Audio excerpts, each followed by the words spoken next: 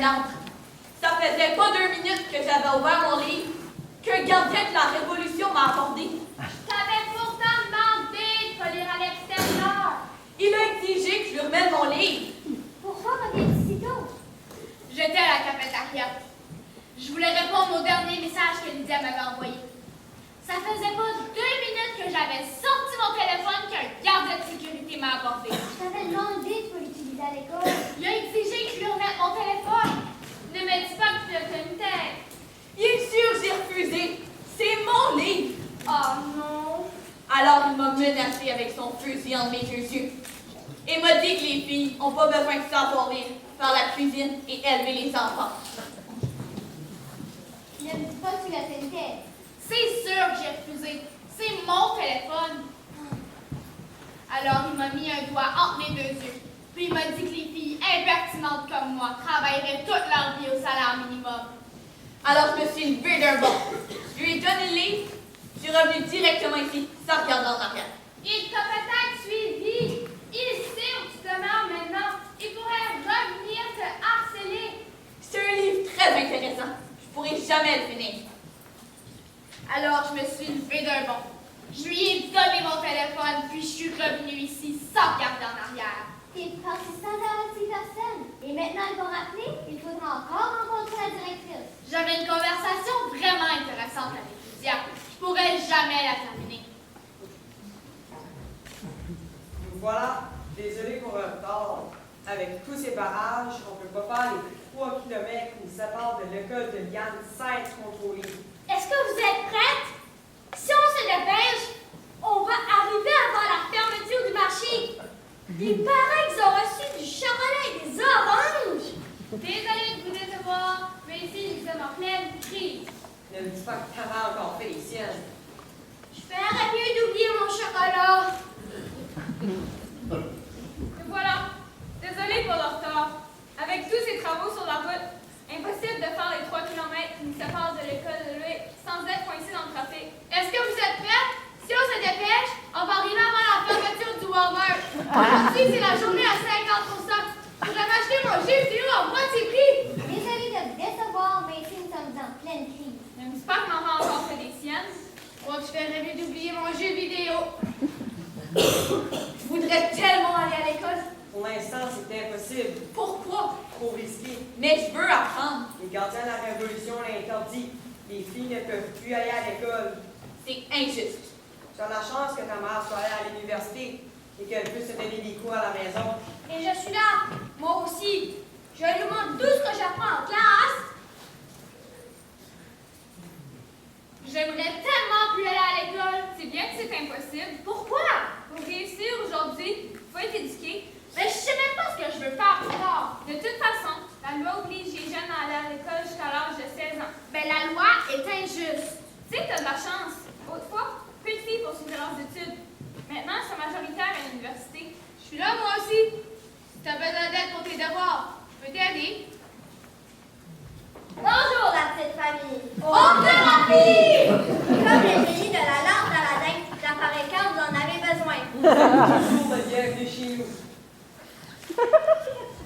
Bonjour, la petite famille. Mon oncle Ralph! Avec mon oncle Ralph, c'est Noël à longueur de l'année. T'es toujours la bienvenue chez nous. Très tôt ce matin, je me suis rendue au port. Un navire déchargeait toute une cargaison de vieux ordinateurs en provenance du Canada. J'ai réussi à trouver un portable qui semble fonctionner. J'ai alors pensé à ma nièce adorée et à mon neveu préféré. Wow! J'ai certain qu'il fonctionne! J'ai demandé à un ami de le vérifier et il est impeccable. Il n'est pas très puissant, mais pour écrire des textes et à jouer des jeux simples, ça ira. On peut l'essayer? Pas trop vite, vous devez me donner quelque chose en retour. Wow! Très tôt ce matin, je me suis rendue au magasin La Source avant l'ouverture.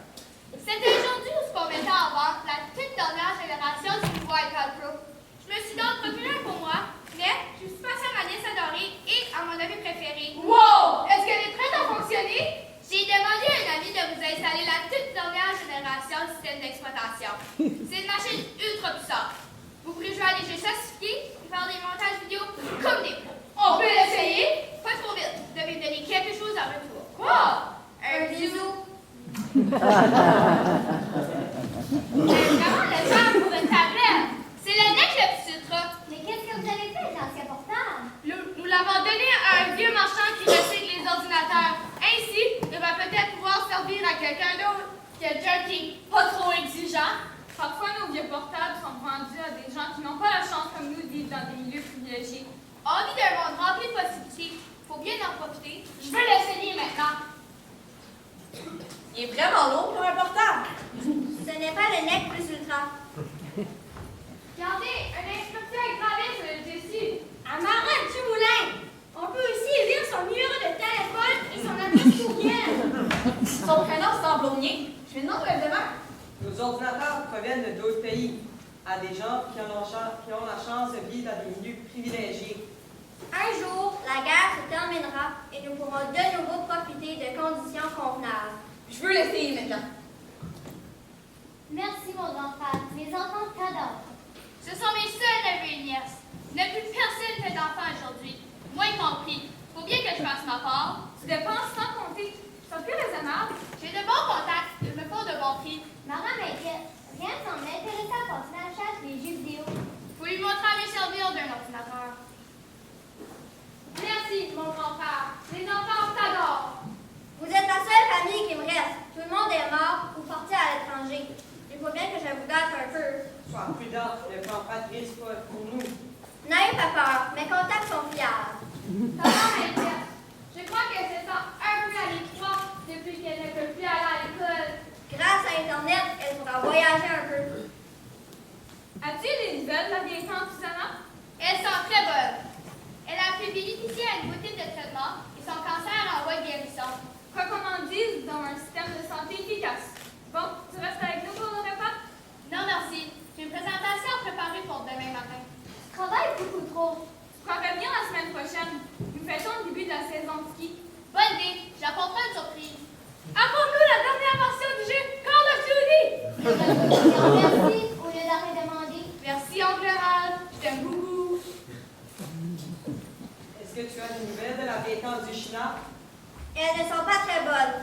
L'hôpital où elle devait soigner son cancer a été réquisitionné par l'armée. Son traitement devra donc attendre. Mieux ne vaut pas être malade dans ce pays. Tu restes avec nous pour le repas? Non, merci. Je préfère y aller avant que la nuit tombe. C'est plus prudent. Tu as raison. Tu pourrais revenir la semaine prochaine, fêter la nouvelle lune. Bonne idée. J'apporterai une surprise. Apporte-moi du chocolat et des oranges. Tu devrais plutôt dire merci au lieu d'arrêter de demander. Merci, André Rafi. Je t'aime beaucoup.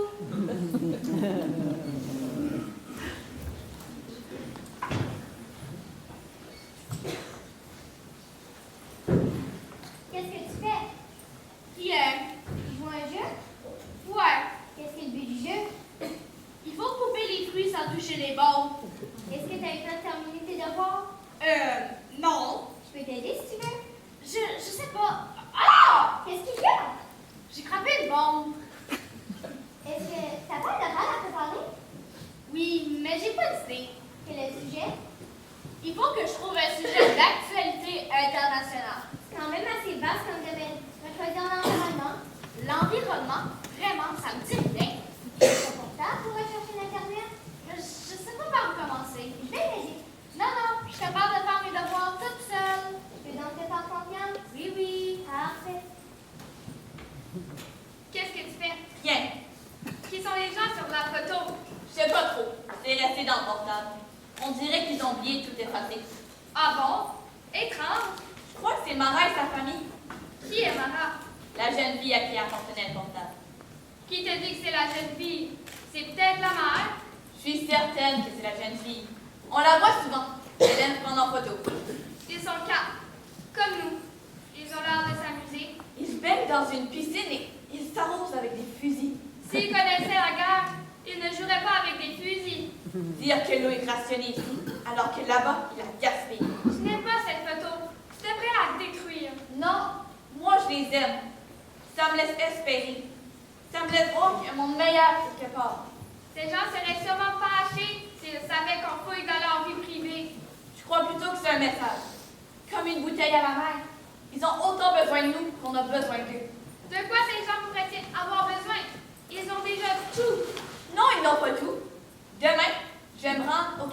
brancher Internet. Je vais écrire à Mara pour qu'elle devienne mon amie. Je pourrais toujours demander à oncle et Rafi de nous installer un réseau sans fil. Ce serait génial. Je vais téléphoner.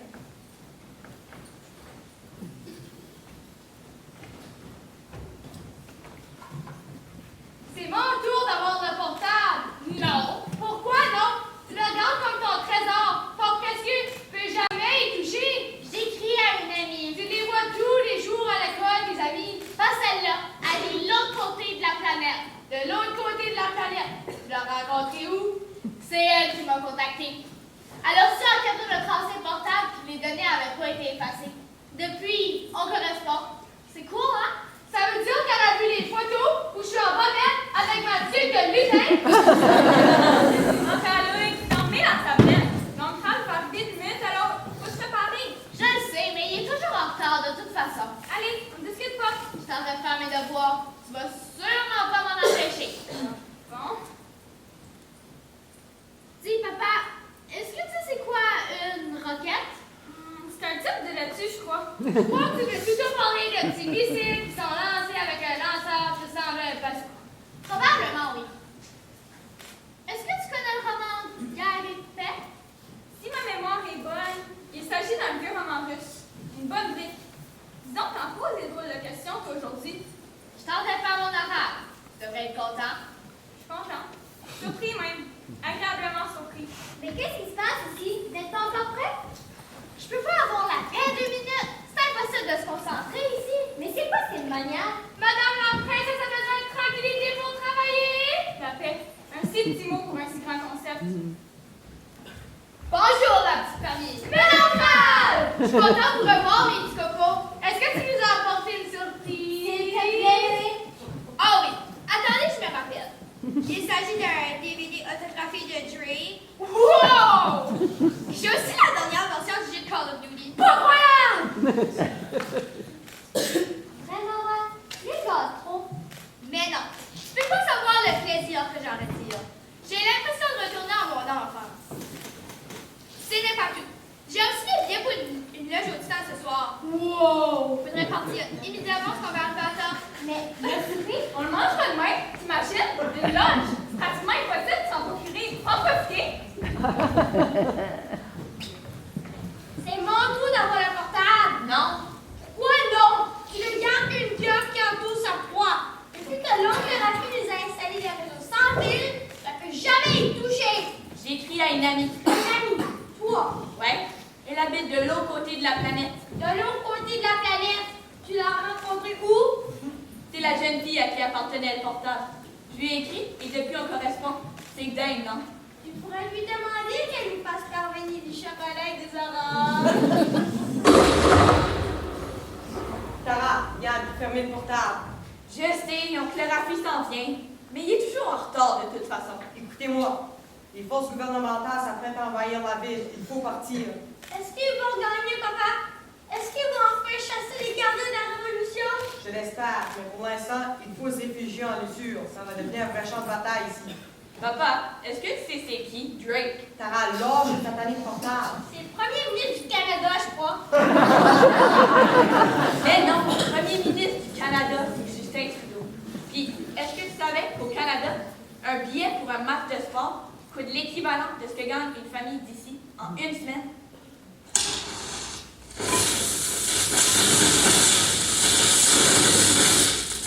Tara, ramasse ses affaires. Il faut vraiment partir.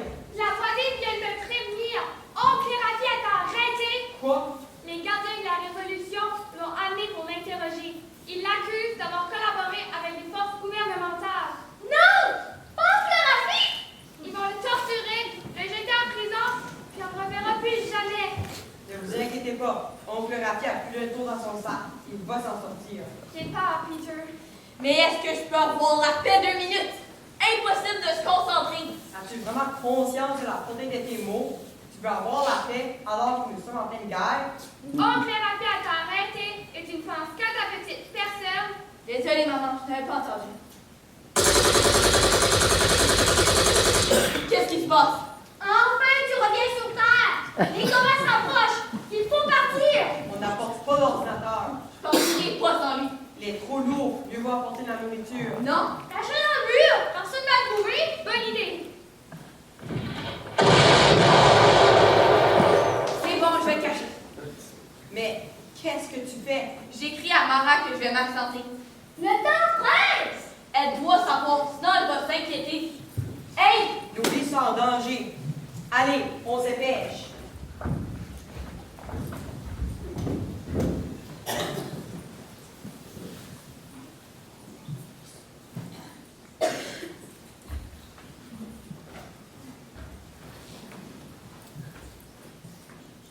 Qu'est-ce qu'il y a? Mara, cesse de consulter tes messages à tous les 10 minutes. Tu es devenue accro. Tu veux pas comprendre? Tu as un message de ta correspondante. Oui, je suis vraiment inquiète.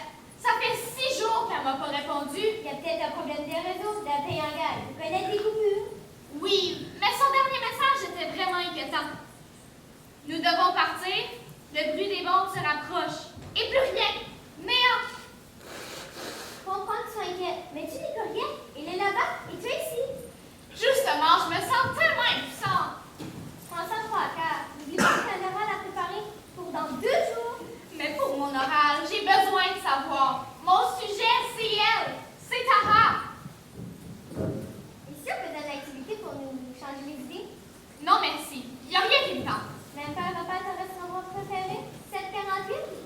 Tu veux qu'on ait mangé dans un restaurant et nous y servent des portions 3 fois trop grosses alors que la famille de Tara meurt de faim? Ouais, un peu avec toi, c'est tout ou rien. Désolée, je suis comme ça.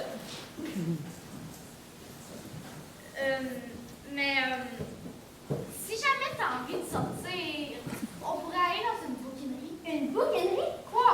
Rien, je m'attendais pas à ça. Je cherche un vieux roman russe. T'intéresses au livre à ça? Ouais, je sais pas. Mais ça, si ça fait pas ta vie, allons-y. D'accord. Enfin, chérie, j'en peux plus de marcher. Viens, assieds-toi ici. J'ai tellement soif. Il doit sûrement rester de l'eau quelque part. Regarde dans quel état est notre maison. Les murs sont pleins de trous. Il y a de la poussière partout. Elle est encore debout. Et nous pourrons la réparer. Je ne sais pas si j'aurai la force de recommencer à zéro. Sans ton père et ton frère, ce sera difficile. Parle pas comme ça.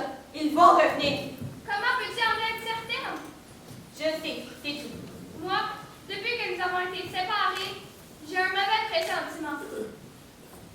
Le portable, par miracle, il est éteint. Il a l'air de fonctionner. Mais qu'est-ce que tu fais? J'écris à Mara. Elle doit faire du mauvais sang. Est-ce urgent? On n'a pas mangé depuis si longtemps. Je suis impatiente de lui dire que les forces gouvernementales ont gagné et que tout devrait redevenir normal. La reconstruction va être longue. Peut-être, mais je vais pouvoir retourner à l'école. Les réseaux ne fonctionnent plus. Il n'y a même plus d'électricité. Je vais aller chercher de l'eau, la nourriture et un réseau. Je vais t'attendre ici. Je préfère pas te laisser seule. J'ai vu que la voisine était aussi de retour. Tu pourrais y aller en attendant. Comme tu es si forte, ma fille, que serais-je devenue sans toi? Nous comptons les jours. Bien que t'aies.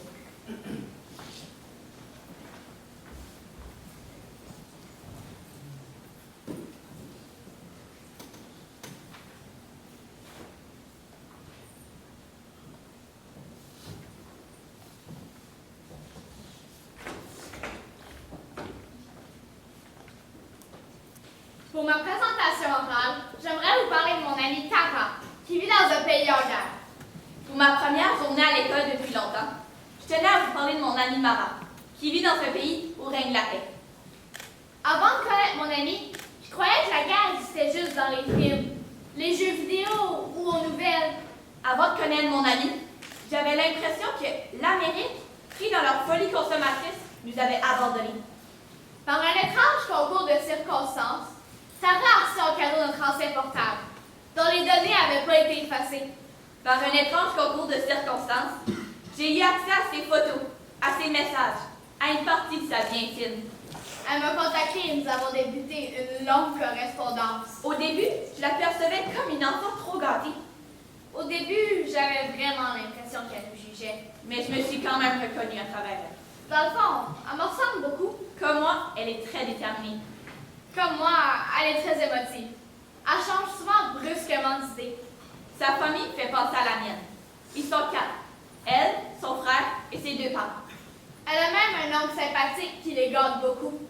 Le père de Mara est représentant pour une compagnie de ski. Il voyage souvent en voiture pour rencontrer ses clients. Le père de Farah est journaliste. Mais avec la guerre, l'armée a dû fermer le journal où il travaillait.